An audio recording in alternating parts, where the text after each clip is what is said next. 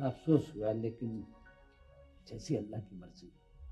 आप बैठिए, तशरीफ रखिए। जी, मेरी ख्वाहिश है कि कुछ वक्त अब आप हमारे साथ गुजारें। नहीं, ऐसा तो मुमकिन नहीं है। मैं घर नहीं छोड़ सकती। अम्मी, वो हम लोग एक कॉन्फ्रेंस के सिलसिले में अमेरिका जा रहे हैं, फिर आप हमारे साथ रहेंगी। मेरे लायक कोई खिदमत हो तो बताइए, तकल्लुफ मत कीजिएगा, इसलिए कि मैं अब इस घर का एक फर्द हूँ। बहुत बहुत शुक्रिया, आपने पूछ लिया। ज़रूरत होगी तो ज़रूर बता दूंगी आपको।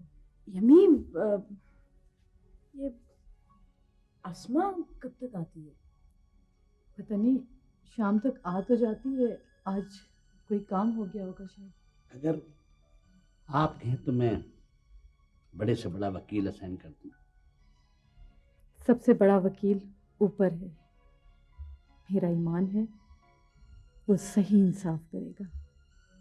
उसे जो करना है वो करेगा। जी हाँ, ये तो है।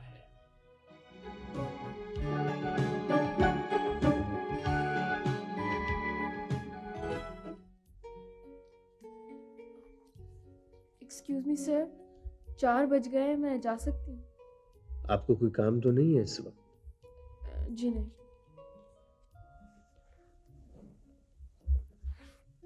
दो मिनट बैठे।